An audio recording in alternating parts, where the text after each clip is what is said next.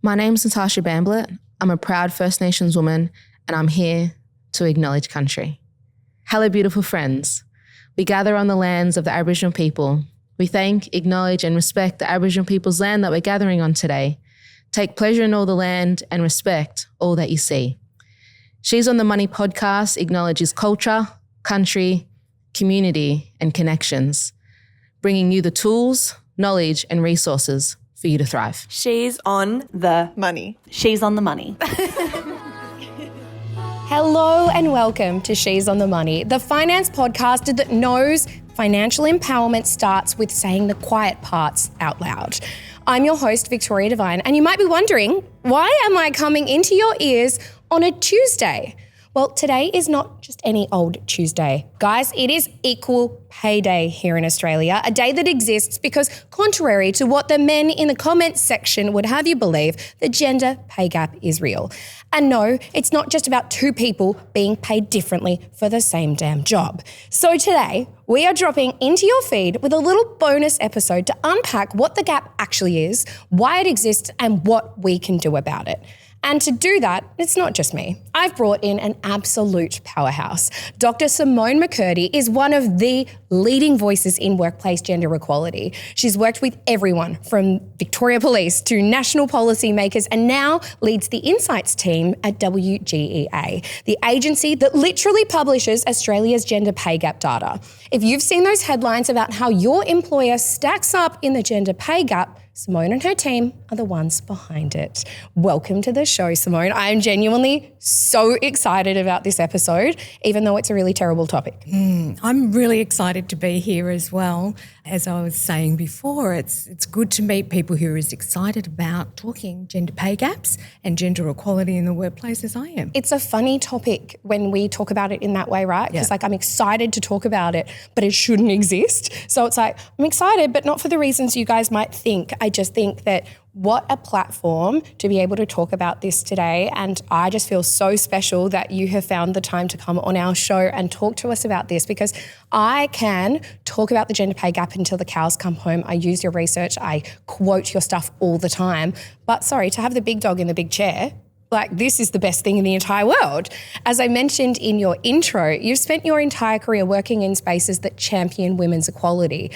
What first drew you to this work, and what is your secret to being so passionate about it? Well, I was actually going to be a human rights lawyer.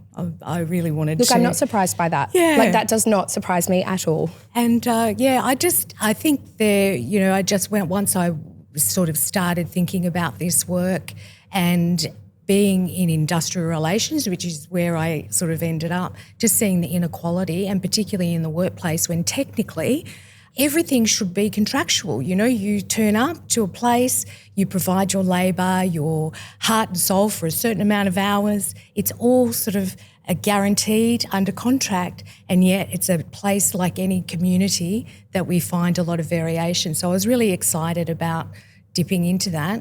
I think the passion just stays, but I think I really started to become wanting to take a deep dive into what drives things like gender pay gaps when I had my baby. Changes you. It absolutely changes. And before you're changes pregnant, you go, it won't change me. I'm a passionate woman with a career, and I'm sorry, as someone who also has a kid, I'm like, so what they say is true. I've just become this 1950s housewife. I've done all the right things. You actually up-level your beast mode, I feel. We become even more aggressive about the things that we're passionate about because we realise how impactful they are for future generations. And I'm like, I'm not having my literal son grow up thinking that's normal. Absolutely not. Yeah, absolutely. And I think, part of the journey for me was then going back and doing a PhD, and I got to sit in the lounge rooms of a whole range of couples, talking to them about the impact of children on their work and family and what policies they used. And that just solidified for me that something really had to change. So that's something I think about actually each and every day. Icon behaviour. So I have to ask, what is it actually like doing this work day to day? Because all of that is very aspirational and really inspirational. But I feel like you could fall into a bit of a slog, because I feel like we are pushing stuff uphill when it comes to gender pay gap. I feel like so many people are non-believers. They go, that doesn't exist. And like that narrative is exhausting because like I'm such a factual person. I'm like, sorry, like do some research. Like your incompetence is showing. But do you feel hopeful about where we're heading at this point in time? Or do you feel like we're currently just on the long slog? Like what's that like day to day? Because it could be exhausting. Yep. I think I've been doing this for 22 years now. So I have to say more than at any other time in that career, I feel enormously hopeful and feel like we really are on a fast track to change. I think part of that comes from the privilege that I have is going and talking to people each and every day, and particularly going into the boards and C-suites of the biggest organisations in Australia and some of the greatest minds in Australia. And I talk to men and women about how they're leading those corporate teams, how they're thinking about it from a business perspective. And I have to say my sense is there is a real genuine curiosity. I don't think it is performative. I think there's a real curiosity about how they can change this. They know it's important. They know it's important to their people and their shareholders and their communities. I think the biggest thing is they want to learn more about it. So they're certainly open to that. And I think the other part is the legislative framework that we have now through publishing gender pay gaps and now most recently putting in place compliance targets for organisations that have 500 or more employees. It really has set up the platform to ensure that those boards and those CEOs and the executives are actually intervening in a meaningful way and a purposeful way and doing something different. And those two things coming together, I think the intent and the will to learn and the legislative environment that is requiring them to step into the space on a regular and informed basis.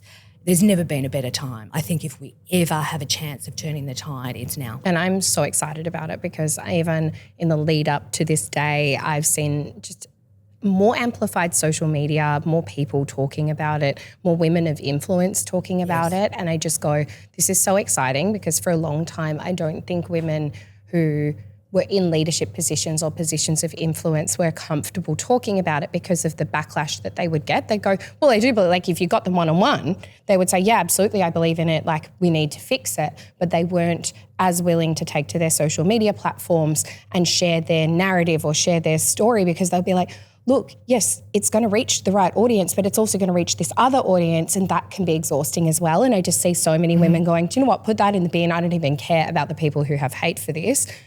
I just see such a clarity in the content creation this year as opposed to every other year. And to me, I'm like, yes, this is what I've been trying to yell about the whole time.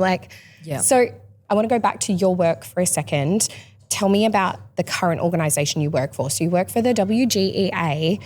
What do they do? I know, but like for our community, what do they do? How do they do it? And why them? Well, WGEA, the Workplace Gender Equality Agency, is a federal government agency. We are a small but mighty team of around 60 people who, on various levels, either pursue organisations, not actually pursue them in that kind of compliance way, but really help them to bring their best data forward in a collective sense. So they report to us every single year. So we have a regulatory function where we collect data from the workplaces on gender equality. Now, what we do with that data is analyse it and we send it back out. It helps to inform government, for example, on policies and practices that they need to put in place. But most importantly, it informs organisations and employers about how they're tracking on gender equality, on the metrics and the data that actually matter. And importantly, we really now are trying to move into a different space, which is helping them build their capability and their capacity, which is what my team do on a daily basis, to make meaning of that data And that's really important because it is different for each organisation. And then build the capability and the capacity in their own organisations to actually do something purposeful and meaningful with that data and create the change that, as I said, I think there is the aspiration and there is certainly the will, but not everyone is able to understand how to do that. And so we have this little mantra at WGEA that we shift people from knowing better to doing better. And we really try to bring in that practice element to help organisations to understand and find meaning in that data. So it's data for a purpose. It's not just not just reporting. That's right. Yeah, organisations go through a little bit of pain because it's quite a detailed report that they have to do every year. And we're getting better and better as an agency, I think, in streamlining that process. But the most important thing that we really want to do each and every day is help organisations to think that it's worth it, that they can use that data in a meaningful way and create more gender equal experiences in their workplace. For me, that's really exciting. Like, just data, as someone who has a background in psychology and statistics, I just get very excited about that. But data tells a story. And so it's not just about collecting the data, it's about your team really extrapolating that out and being like, well, this means this and this looks like this and this is going to be the outcome. Like, that's the power in data.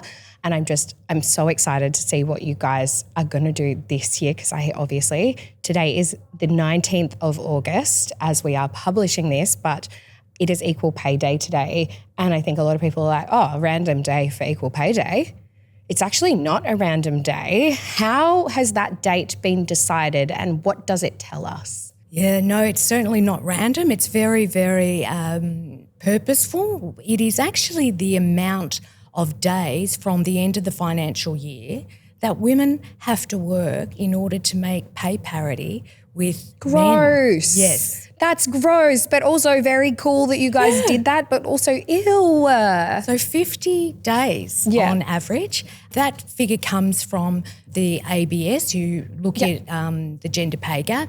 They rate that at the moment at about 11.9%. So an 11.9% difference between the weekly average earnings of men and women, all things being equal.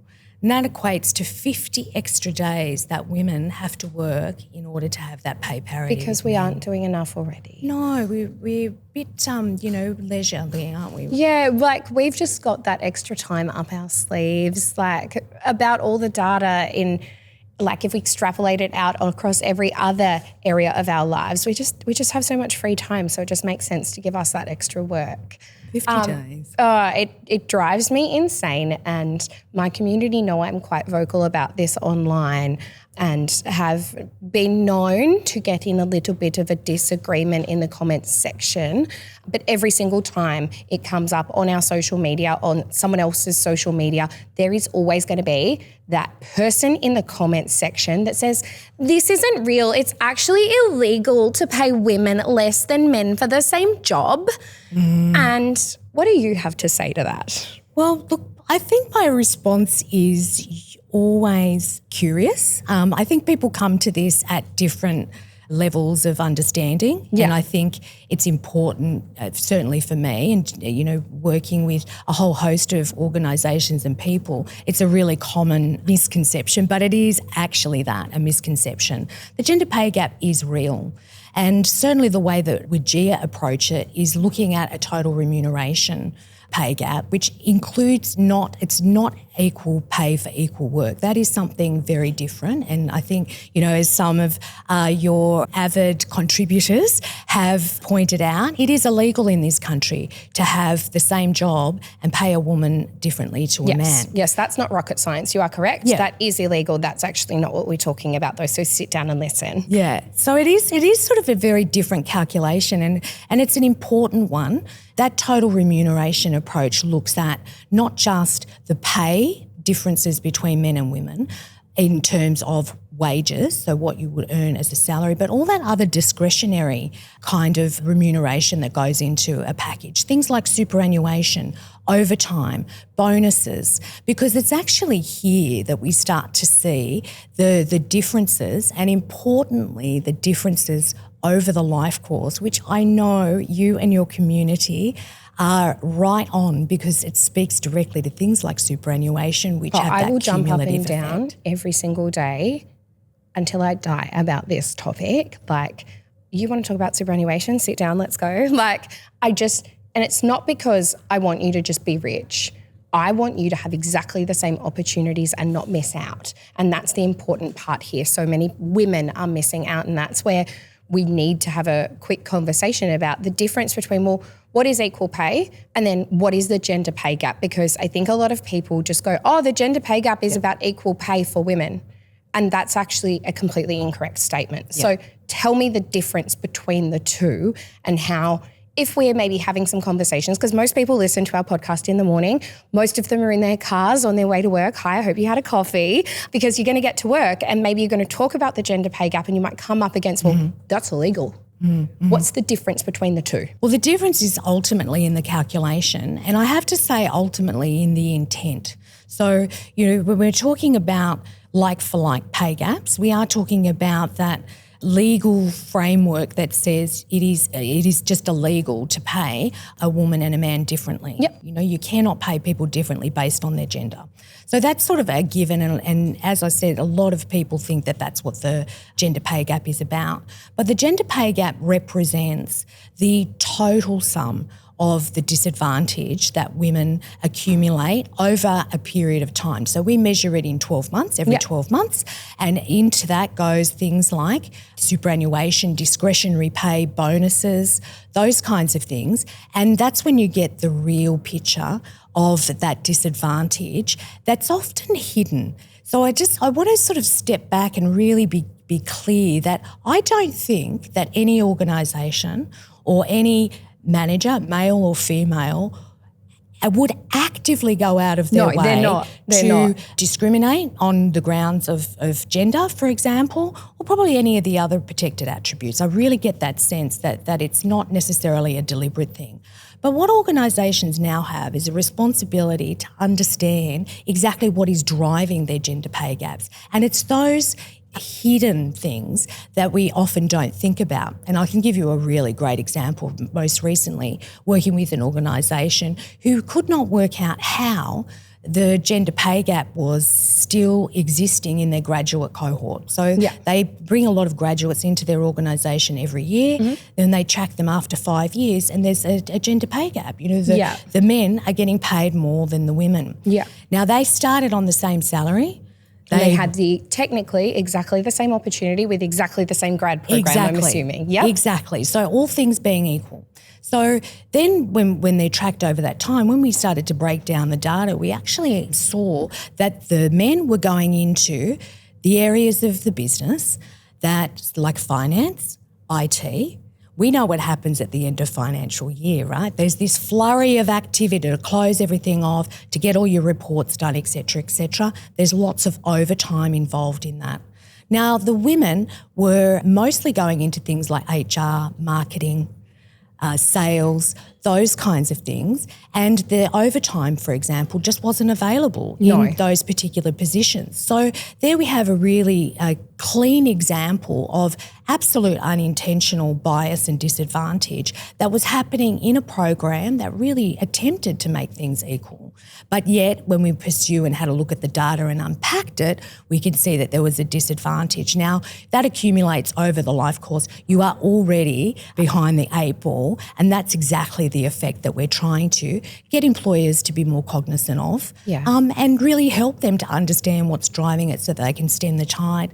And I'm glad to say that organisations are now looking at their graduates or their entry-level programs with that in mind and thinking about where they're going off to their roles. I love that so much. And we are She's on the Money, right? So a lot of people that listen to my content are really excited about investing. Yes. And I akin this to an investing journey. At the very start, it kind of feels fruitless. The first 12 months, you've got your grad job, maybe you've just downloaded Sharesies or whatever, and you've invested your first $50 and there's no real big changes. And then after the first year, you've got not that many dividends and you're like, wow, my share portfolio made 30 cents. That's amazing. But the important thing, and I keep saying this, I'm when in doubt, zoom out. We need to look at the bigger picture. It's not about what's happening day to day or even week to week. It's not even about the conversations you and I are having about investing on the show. It's about those little things that add up over a long period of time that make the big difference. So, it's the additional coffee money that you're investing. It's the additional things here and there where you go, oh yeah, I did select, on my investing platform, dividend reinvestment plan. And like these small things that you might not have known about that you can trigger and tweak that over the long term, then I look back and go, holy guacamole, I have $100,000 invested.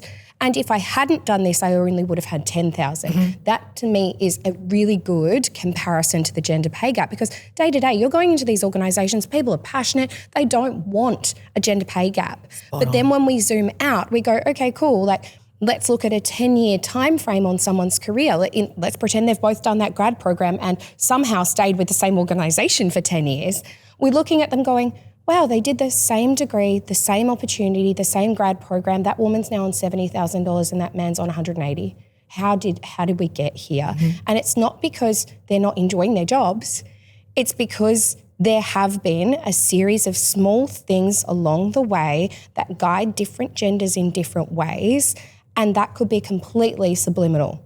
And we actually need to kind of like get rid of our blinkers and go, well, what does that look like? How does that work? So just the idea that people are even looking at their grad programs to eliminate this makes me so excited, because as someone who did a grad program, so gendered, like just even accidentally, like I was the one that was asked to empty the dishwasher.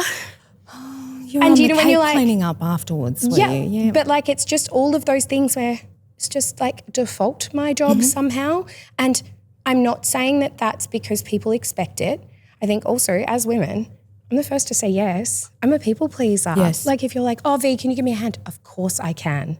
I'm not going to say no, but like my colleague, he might have said, oh, I can do it after I finish this report. I wish I had the balls to say that, and then I didn't, which is why we need WGEA to come in and kind of have our backs and go, actually, this is unacceptable. Like these small things are the big things, and the big things change lives. And so Victoria, on that point, I mean, I think that's probably what WGEA is now trying to do, something different, because what you've touched on there is the intersection of some structural things, so the way things have been, particularly in maybe an industry, in finance, let's just say that it's obvious, isn't it? It's, very sort of, it is quite gendered, and the results and the data show that.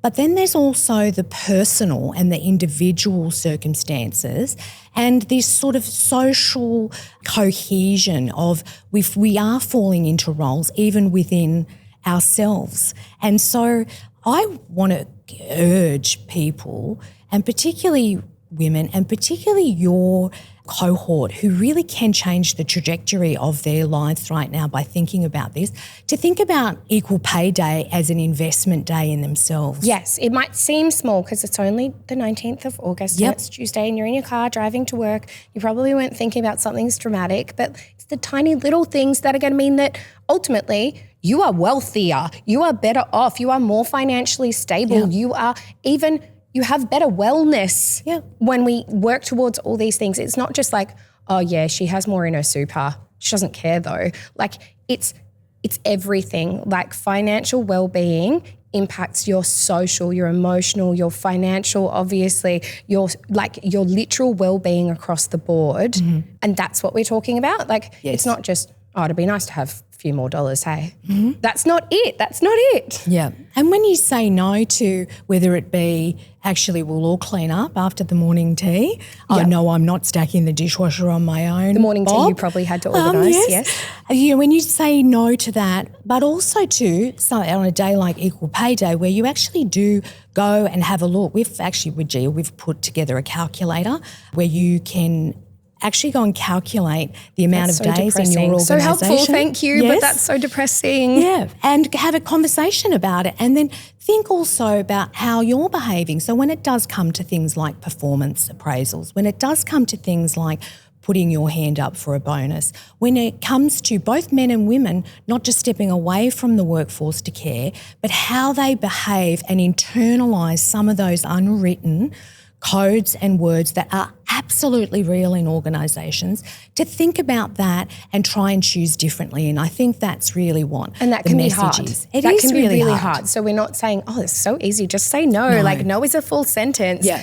That's really challenging, especially if you've fallen into being that person that your organisation relies on. Yep. Like Sam just does it. Like she just does it, right? Yep. And they're not even thinking about it. They're not thinking about the impact long term, but long term that's going to change your life. Yep. And, you know, I think everything I do at She's on the Money is to empower women to be more financially stable, because money is power. Yes. And when women have power, the entire world changes for the better.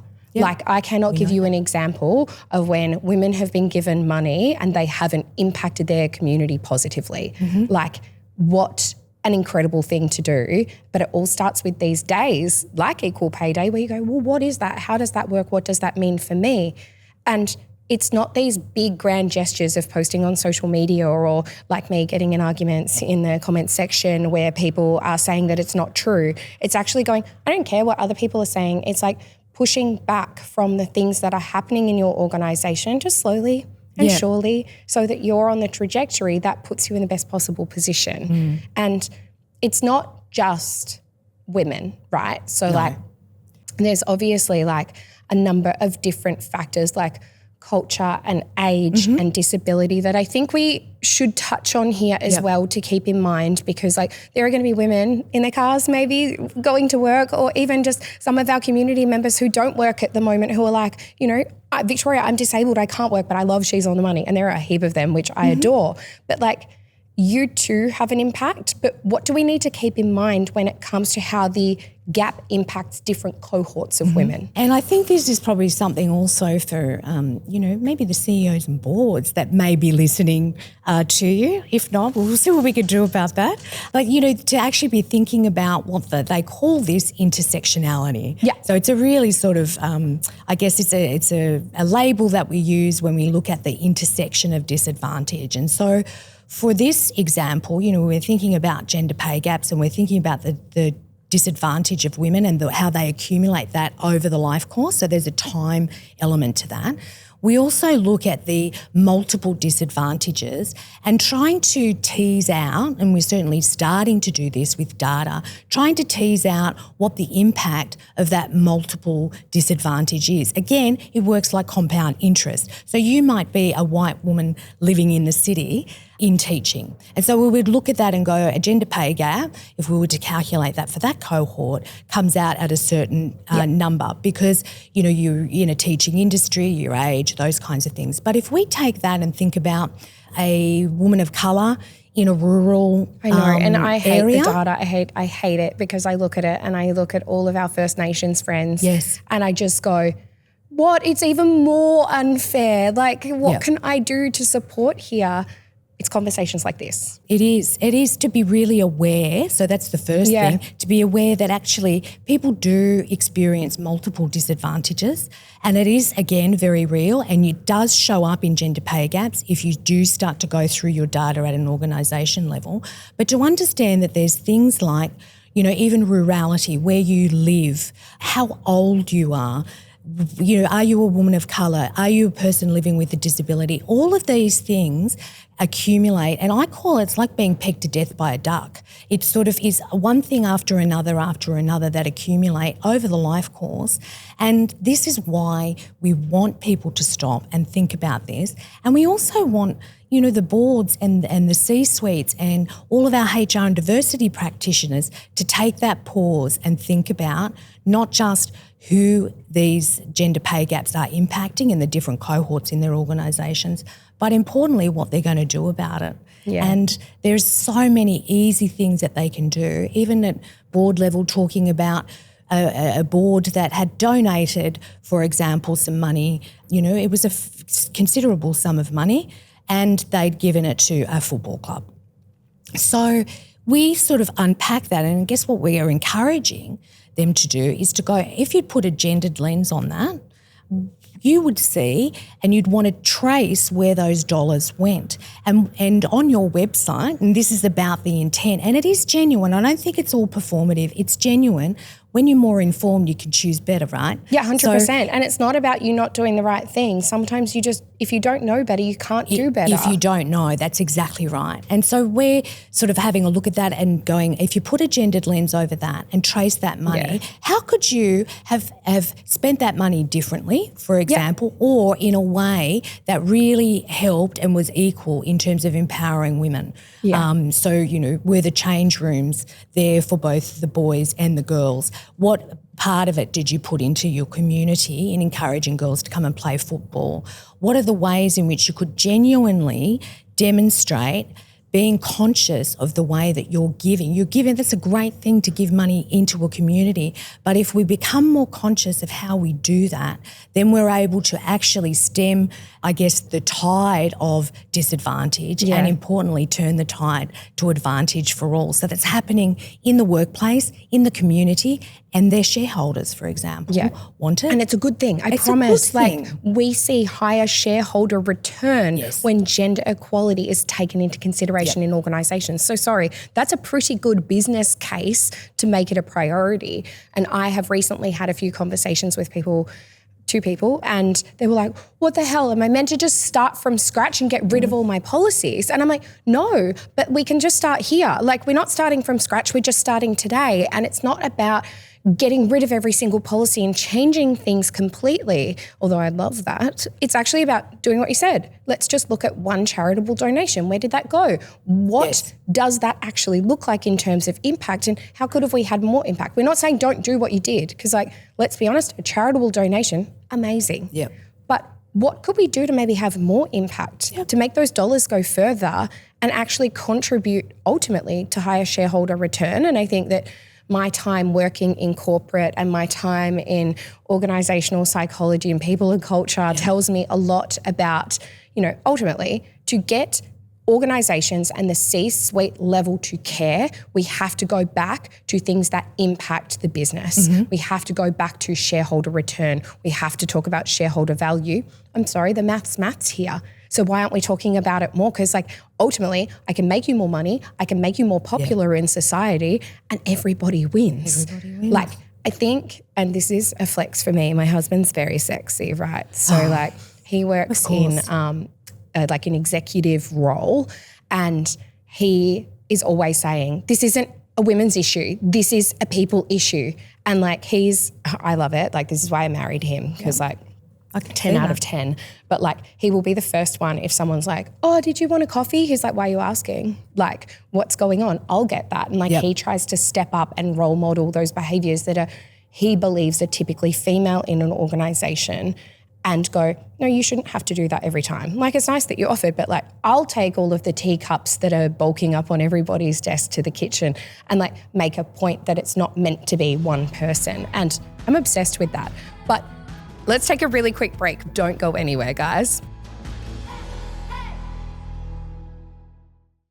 All right, we are back, and we often talk about the gender pay gap. And, on She's on the Money, it's quite, you could be led to believe that I think this is a women's issue, and that because it's on a women's podcast, it's a women's issue. But what are the broader social and economic consequences of not involving everybody in this conversation and of essentially not closing the gap? Why should everybody become a Steve? Yep. Love you, Steve. Shout out to Steve. 10 out of 10. He doesn't listen to my podcast. He says it's really annoying. Yeah. And that's exactly He's honest. What we want is we want champions, to really be, just working in a different way. They don't have to change everything, but it's about thinking in a different way. And then when we think about the influence that you've obviously had on him, and then the education process. Wait till you meet his mother. That's where that comes from. For sure. and it's a good thing. And importantly, employees want that. So employees are looking, it gets back to that original conversation that we had about, it's a contractual arrangement. I show up, I give you my intellectual capital, my time, my heart, my energy for a certain period of time. I think now we're starting to see women and men asking, even at job interview level, what's your gender pay gap? What's the paid parental leave policy? Those kinds of things. Now that makes sense when we take a big helicopter view and think about the economic costs of not doing this, we might turn to things like having a look at participation rates, for example, GDP growth and those kinds of things. So a couple of figures. On average, there's research out there that says $898 million a week is the calculation on lost earnings. Excuse me? Yeah. That's a lot of housing. And do you know what is so frustrating is I don't know, every time we talk about stuff like this on the show, like my brain just immediately zooms out and thinks about the bigger picture and how the biggest growing demographic of people experiencing homelessness is women in their 50s. And most of that could have been avoided if we'd really cared about their superannuation, if we'd really cared about their career trajectories, because it's all the little things. And like I can go and talk to any of those women, and I've spoken to many of them, and it's all, I didn't know that this is where I was going. Like I thought I was doing the right thing. No one's going, oh yeah, I made some pretty bad decisions when it comes to career and I didn't have a good one. Like no, these women have careers, they have jobs, but like their contributions to superannuation, those bonuses that bump things up along the way, that's what's suffering and that's not what's being prioritised, and that ruins our society. Like at a societal level, this is a massive issue. It is at all levels. And I think, even with starting to think about, and you hear the conversation now about productivity, for example, thinking about our growth and our recovery after COVID, women's participation in the labour force is one of the best ways that we can gain momentum on things like productivity. And yet, when we reduce their participation in the workplace to this trope about choices, for example, or decision-making, again, I try and lean into these things in a way that is curious and dispel the myths and increase the understanding. So, one of the ways that I explain that is if you go to a wedding and they say, would you like the chicken or the beef, and you choose the beef, you cannot say anything about that person's preferred protein. They are choosing from constrained choices. So women choosing to go part-time, choosing to, take the lesser job or the non-greedy job. There's all of these decisions that it's like a snakes and ladders game. Yes, exactly. And it's and it's not just what the women's decisions are occurring, but importantly, what decisions are we offering? And this is the power of things like gender pay gaps and data, and in enlightening the whole range of people that make up an enterprise. So it's something that the women themselves would do, it's something that their managers would do, male or female. It's something that CEOs and boards will do. We start to have this wider cumulative effect. But it's not about women's choices, because those choices are ultimately constrained, not just in terms of stepping away from the workforce for a period of time, but what happens to them when they step back in. Now, importantly, that same thing, and I can speak about this because it's my PhD study, that same thing happens to men. They reduce their capital and face discrimination in terms of if they become a primary caregiver. Now, that tells us, isn't it? Something incredible about what's going on in organisations, and that is that we have this ideal worker norm that is full-time, no career breaks, always available to the organisation, and anyone that works outside of that framework is reduced capital. And so that's how gender plays out in organisations, because it's usually the women who and do you know away. what? It is crazy how that conversation happens. And I'm going to talk about my husband a lot here, because when I had Harvey, my son, 18 months ago, my husband was the primary carer. I had work, I had stuff to do. He took 6 months off, and that was the plan. Mm-hmm. And we were both really happy with that. He has a very good career. So this isn't something where I was like, oh, you can afford to take the time off. It was actually just a conscious decision that he was like, no, I really want to do that. Mm-hmm. What an opportunity. It wasn't because we needed it. We could have worked it out. But he saw that. The conversations that surrounded that decision to me were insane. Mm-hmm. Just people going, oh, your wife doesn't want to do that? Oh, is your wife taking off any time? What does that look like? How are you going to know what to do with the baby? What are you going to do what is going to happen to your career? And they're just questions and conversations that I just know if I had worked in a corporate environment and put my hand up and said, hello, I'm having a baby and I'm going to take 6 months off, people would have applauded me for only taking 6 months instead of 12. You're right. Whereas literal managers of my husband were saying, what's going to happen to your career? Sorry, you don't care about women in the same way. Like when men start to do things that you stereotypically think are women's business, you seem to all of a sudden actually care about their career trajectory or what's going to happen with your superannuation if you're not contributing for 6 months. Sorry, I don't think any corporate entity says that to the women that are taking 12 months plus off. Yep. Like, what if you don't want to return? What if? Like that just frustrated me beyond belief because I just thought, that'll be easy. Like your parental leave policy at your workplace is really good. That's fantastic. But all of a sudden, it was those additional layers of conversation that were being had because it was a surprise that the male in my relationship was making those decisions. And I think a lot of people had just assumed that the parental leave policy was made to benefit women. But it didn't, did it? No. So it was, for me, a really eye-opening conversation because thankfully I work in finance and I work in this space and like, even though this conversation is about women, I wasn't having my husband be like negatively impacted by that. I was like, okay, cool. So I'll contribute to super. We'll do this, we'll do that. Like everything was like exactly how I think most people should run it. But the conversations that surrounded that pay gap seemed to take priority because, well, he's a man and he needs a career. And they're really drove me insane. Yeah, it is. It's so real and tangible. It's such a great example.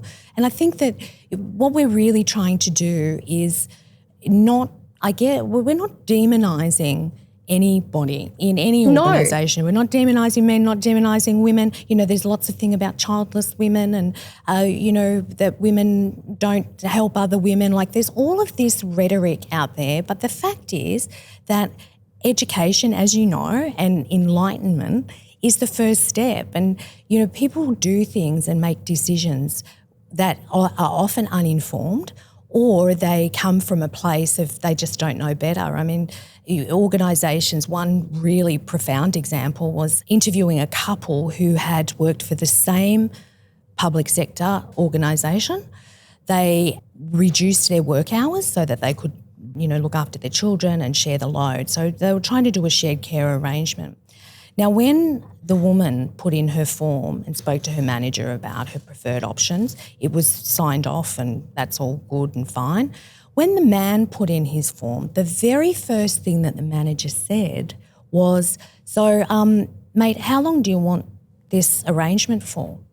And I'm interviewing this couple and the woman went, no one has never asked me. They'd had 2 kids and she'd gone part-time. Can you come back early? Yeah, and so that just goes to show what sits underneath that policy. That's the same policy being enacted in the same organisation but under different leadership circumstances, and that's when we see that hidden sort of gendered disadvantage because it was assumed that the father would have a temporary arrangement. That can't be forever. But that can't be forever. Course not. Are you sure 6 months? Because what we could do is 4 months and then you come back part-time. Yep. Where are those options when women put their hand up? Yeah. I think this is what has obviously amplified my passion in this space because I see that the option exists.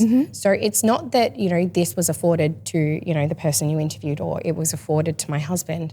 Can we please have these overlays when women put their hand up and say, I want to go on maternity leave? Okay, cool, I'm your manager. I love that for you, but how are we maintaining your career? How are we maintaining your superannuation? What flexible work arrangements could I give you so that you can return earlier and maybe come back at a paced way as opposed to, you can only come back to a full-time role. Because all of a sudden, if I'd told you that there was a man in that role, there seems to be so much more flexibility.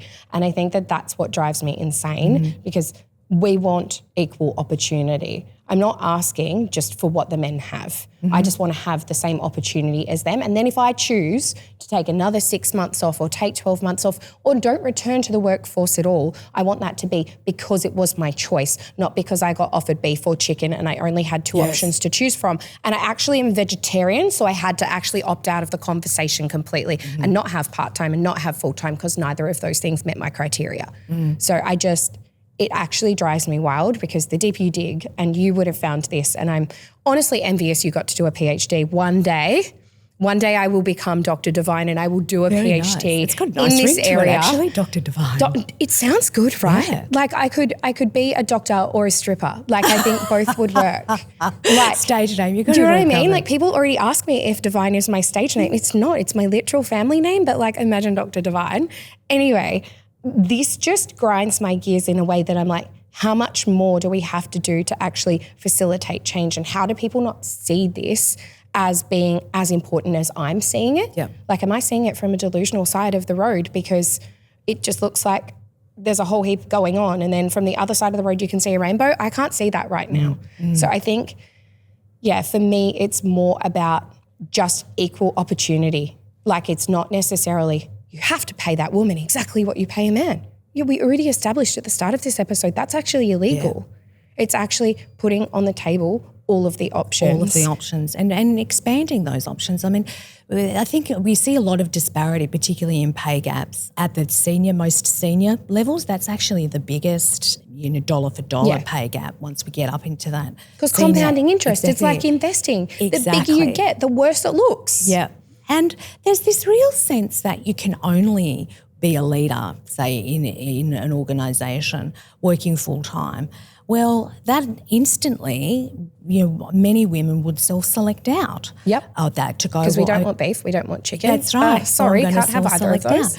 What about if we actually flipped the script and lent into this to go truly all roles are flex? And when we're looking at our leadership programs, we're not necessarily doing special leadership programs for women, because doesn't that just say that they've got to make up for something else? How about we get all the leaders in the room and help them to provide a gender equal experience across every little option and the employee life cycle, like flexible work practices, like recruiting, like pay for performance, thinking about these things in just a more meaningful way. You don't actually have to do anything except think differently and then apply those skills in a different way. And I guess, Equal Pay Day is a moment to reflect on that. And we really want to encourage all facets and areas of the business and the workplace to think about things differently, not just women having to raise their voices at work and having to pursue this, but get informed and then think about it critically and then think about taking action. We've got lots of resources at WGEA. 100%. And I think that's a good example of it's not just a women's issue, it's everybody's issue. WGEA recently released, I would say, some pretty eye-opening data. So just specific always, but like specifically this year. And I know you've come very prepared. So for you, what has stood out the most in the data that's been recently released? Yeah. Well, I think overall, when we have a look at the gender pay gap as a trend, what is startling, it is coming down. So I think that is a really we love positive. to see it. It's a really positive but like thing. compounding interest, we want it to see. Yes. We want it faster. Extrapolate over time. Yeah. So this year it can take a little bit longer. That's fine. Next year has to be quicker though. And I think that we will start to see that. I think, going back to the legislative changes, we know that even at the WGEA data showed a decline. There is this anticipatory effect of having to report this kind of data. So, the national gender pay gap, 21.8, still not great. Let's do small goals. Like, let's just get it under 20. Is that cool? And how do we help organisations to learn what's going to work for them in their organisations to bring that down, to contribute to that in a meaningful way, because that's going to be different depending on where women are working, at what levels, in what roles, how much they're getting paid, who's entering, importantly, who's staying in your organisation or exiting, which is another form of data that's really powerful.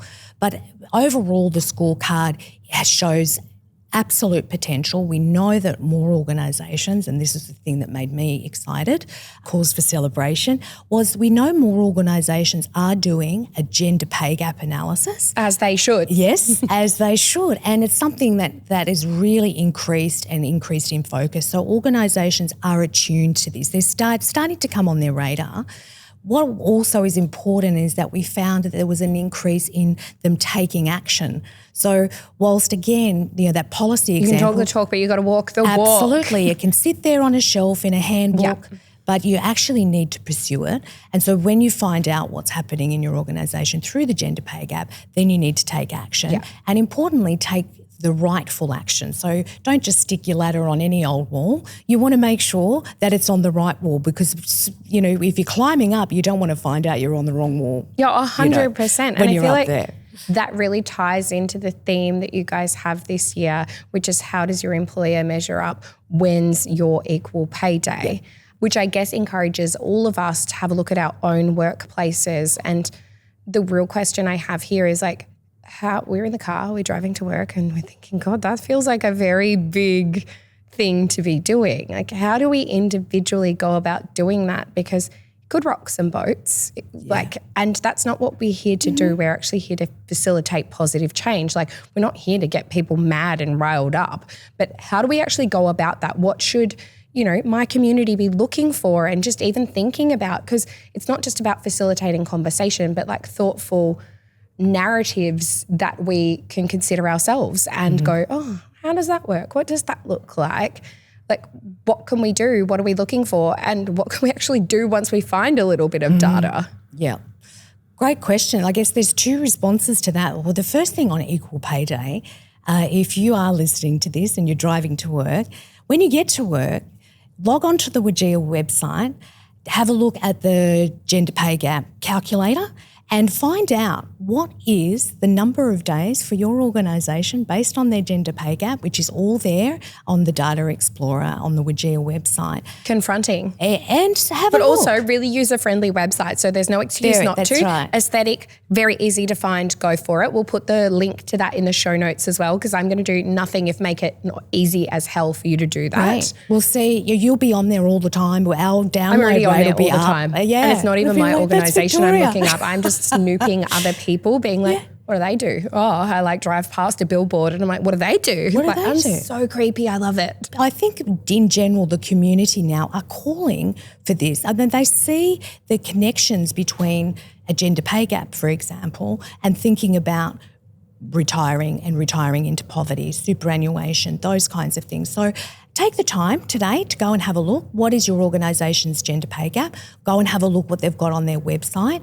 And then I guess start those conversations about the myths around the gender pay gap, and we covered those off early on about it's not equal pay for equal work. It's actually a total remuneration calculation that considers the whole person's life course trajectory and thinks about discretionary pay, superannuation, access to overtime, those kinds of things. And the WGEA website has a whole section of how to answer those questions as well, because one of the things that, when I first started learning about this space, people would say, oh, but that's illegal. And I'd kind of go, oh, that's taken me off guard. Well, I don't know how to respond to that. Yep. They have all the responses and they're kind of borderline witty, which I really like. Also on my social media today, I'm going to be sharing a lot of the responses to those questions because I just think that we need to get past the fact that it doesn't exist. We know it exists. Yep. Here's how to dismiss that conversation really quickly and then turn it into a positive interaction as opposed to no, it's not illegal. We just don't need that conversation. Yeah, Here's how to dismiss it and move on and actually be really productive. Yeah. Because I will argue till the cows come home. It is in my nature. I don't know how to get rid of it. I'm so sorry, but it's an asset. Look, I'm going to try to be less defensive. Acknowledge, great. Yeah. That's actually a misconception, and moving forward, this is what it looks like and this is how you can contribute. And I think that that's really powerful as well. Yeah, and I think we need all kinds of voices, and we need not just women, but we need men here as well. I mean, again, be like Steve. Yes, be Steve. Then when we get a T-shirt, goes be the Steve. Be more like Steve. Yeah, he would be Steve. mortified as somebody who doesn't like social media. He doesn't like to be spotlighted. He's like, your podcast gives me the ick. I could never listen to it. Like, proud of what you do, babe, but like, like your voice on repeat. I already married you. I get it. But like, be like Steve. But champion women. He's going about it in terms of actions, and so in his own quiet way, and that can happen in organisations, and there's certainly opportunities to do those. And again, on the website, we talk about strategy, we talk about action planning, we talk about a whole range of things from board level all the way down to line manager level, and you'll be able to find some really useful resources. My team actually run masterclasses on a whole range of things: how to calculate a gender pay gap, how to do a responsive action plan. Obsessed. How do you design a job so that it can be part-time or job share? These kinds of things, as you know, knowledge is power. So the more knowledge that you have, the more power you have, not just to, I guess, bring that into your organisation, but importantly thinking about those little decisions that the women themselves are attempting to make in that constrained environment, and to become informed about that. Why would you want to select out of a job because it looks greedy? Why would you want to not put your hand up for a role or a promotion or apply for that job? Throw your hat in the ring. Ask them for job share. Start to think about things in a very, very different way. And I guess at WGEA, what we're trying to do is help organisations to be able to receive that ball, so that when women are saying, actually, I wouldn't mind being that executive leader of, something other than HR or sales and marketing, but I would like that, profit and loss portfolio. Thank you very much. Or I will take that seat as the chair of the board. That we're helping, I guess, create fertile ground for that within organisations by building their capability to be able to catch that ball. So Obsessed. It's that push and pull. Obsessed. It makes me so excited just knowing that you are facilitating this as well, because there's one thing to have a government organisation that's like, we prioritise this, but like the team inside who are not just doing the work, but like are champions for women and as obsessed with this topic as I am, just means that I know that things are moving. Like you are actually facilitating positive change. Now, I know we're running out of time very quickly, which is very sad. But if you and I were to sit down, Sam, and have this conversation again in 5 years, what would you hope looks different? I would hope that the gender pay gap has come down. I predict that it will. I predict it too. Yeah. If we pour enough optimism into this. Absolutely. And I would really like to see the gender pay gap come down at a national level. And I would also like that to happen at the industry level as well. That industries are coming together in a less competitive sense. And of course, there's obviously business is business. You have to make a profit, but there are things that they can do collectively as an industry 100%. to start to help and gain momentum. I think construction's a really good example at the moment, who are really trying to pipeline more women into their industry and then also make it more safe and equal when they get there. So I'd really like to see a lot more constructive coming together of those communities at the industry level. I think the other thing that I would really like to see is this understanding that we are not in the same environment anymore, that there is a demand both legislatively but also from shareholders, from investors, from communities, from employees, that actually is saying we require a gender equal experience and we want to find out if we're going to get that in your organisation and how are you going to provide that. And to see more of the people who make those decisions across all of what I call the coalition of influence. That's the boards and the C-suites, HR and your diversity practitioners in organisations and your line managers all coming together, educate themselves, get literate. You talk about financial literacy. I want everyone being gender equality literate, understanding how pay gap is calculated, what drives it, and how you can change it at a very basic level. If in 5 years' time we can be sitting here having that conversation, I would be absolutely beside myself. And we will be. Yeah, I'm going to earmark that in our calendars. Maybe not even 5 years. Like, let's just do a check-in every year. I'm obsessed with it. I feel like it's a narrative that I'm seeing in our community as well, which makes me really excited, even on an individual level, when people are, talking about their investing journey, for example. They are literally looking for organisations who champion this. They are looking for organisations who, we talk about ethical investing, we talk about ESG investing, and a part of that ESG conversation is gender. And I just see so much more of our community really prioritising looking into that and going, does that company do that? Because I don't want to invest if not. And I think that those small things as well, just on an individual level, whether you are employed by these organisations or not, decisions around that can really impact the big picture as well, because we know that companies, like all the research tells us, the companies that champion this and prioritise this have higher shareholder return. So ultimately, I know you said it's about business, but business is better when women are empowered. 100%. And even just on that super front, on a closing argument, one of the things that I learned very early on in my career was a woman, Carol Schwartz, who is a philanthropist and an absolute gun in terms of gender equality and thinking more intelligently about how we create change. She said at this one forum that I was in, every woman who holds a super account has to think like an investor. You are an investor. You are. Go and ask how your superannuation is being invested if you do nothing else. And it was such an empowering moment. It's free. You can go and do that today. Yeah. And by the way, it'll probably put you in a way better off position in retirement, even if you aren't making extra contributions. And I mean, we're in the middle of a cost of living crisis. We all want a good money win. Yes. And are they doing it in an ethical way? There is such a thing as gender-led investing. There are superannuation funds out there. There are whole ETFs that prioritise it. Like, there is one ETF on the ASX at the moment that is only made up of companies that have women on the boards. Yes. Sorry, slay, love. Yep. And I mean, and exactly at the point that you made, it's not just about the business, it's actually about thinking about it in a holistic way. And we are investors. We have our hard-earned superannuation, and we should be pursuing that, and we should be understanding how that's being invested, and to do that in a way that amplifies gender equality and a more equal experience for women and girls everywhere.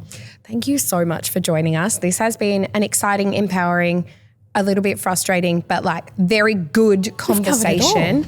I feel like I am very excited for the rest of today and what is going to come over the next 12 months. WGEA are doing a lot of good work in a lot of good spaces. So I'll make sure to pop all of their information in the show notes so you guys can go and have a little bit of a sticky beak, or even maybe a little sticky beak if you want to look into your own workplace and what that looks like. So make sure you've got access to that. And maybe you could even start a few important conversations while you're at work today.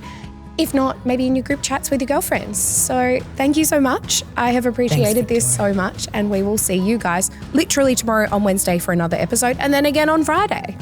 Right. Bye. Thank you.